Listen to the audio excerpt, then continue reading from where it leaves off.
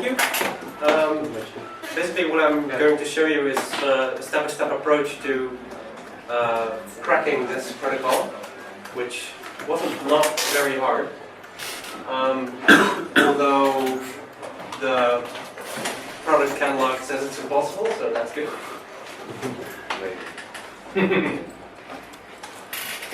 So basically, I'm going to take you through alarm dialer basics, the protocols used, and then we'll start using the Wireshark traces. And I'll give a live demo of my implementation for BitLayer. And I'm also going to discuss weaknesses in both SIA HS and other protocols. And that'll be a summary. The basics. It's filled with acronyms. So basically we have alarm transmit equipment, which is basically this dialer,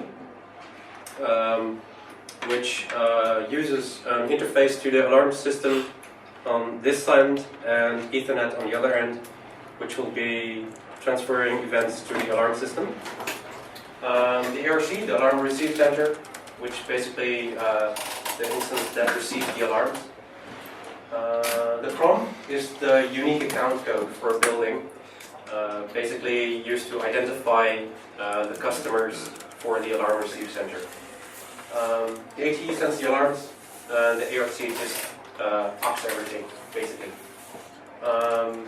SIA is the standard for alarm transmit, and there are several codes. There's actually, I think in my implementation, there was like 1,000 lines of code just to implement the codes.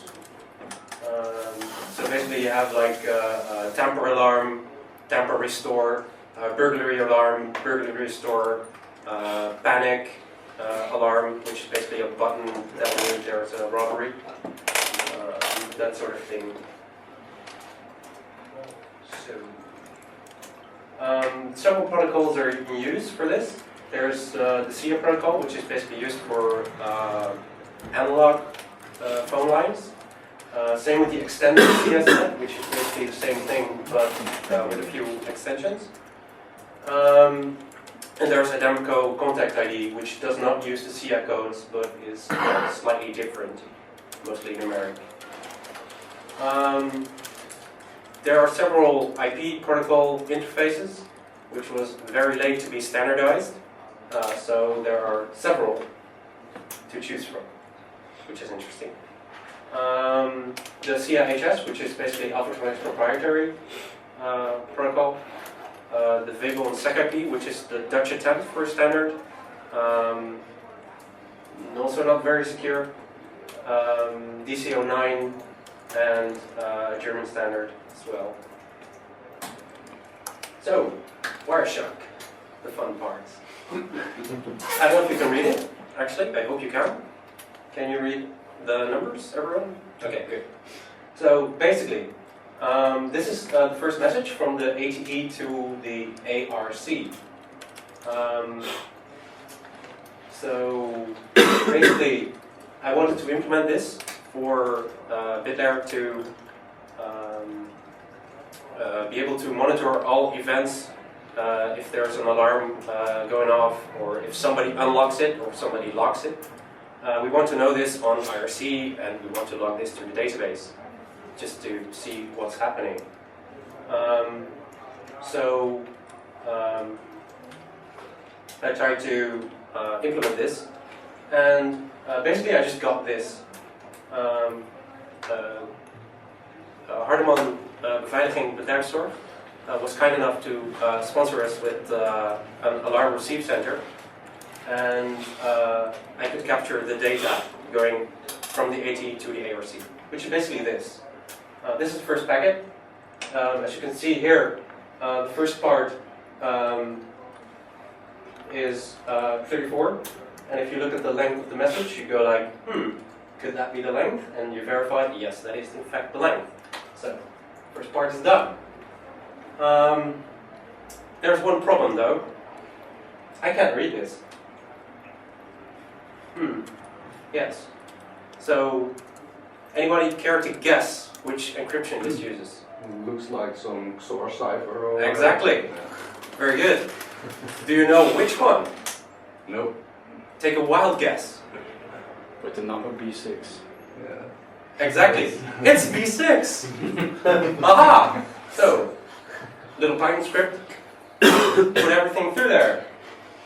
What do we get? Aha! That's better. See how long that took to crack that? Basically, what we're getting is some binary stuff, which is obviously the first part of the message, which is the length and some random crap. Basically, we have the ACLX 1.7 unit, which is this one, which is doing a registration request. If we look at this in the binary unxort, we also see 1255, which is the prom code. But this is actually incorrectly encoded. So this is a decimal value, but it's encoded like it's hex binary, which is okay, weird, but this helps because I found this in like 2 seconds. So that's pretty awesome. Oh no, wait. The replies, they're different.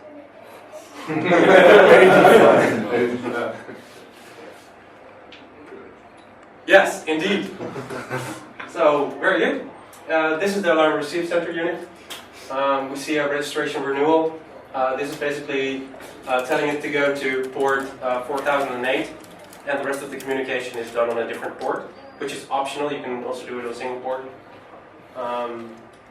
But yeah, we see this again. We see the same format basically. Also with the 1255 prom and the renewal, and yeah, that's basically the protocol. So basically we have the packet length, which is unxort, which is basically just plain device name, decimal prom number, encoded as if it were hex. A message, which is different for every single message that will be transmitted. And, oh god, there was also a checksum at the end.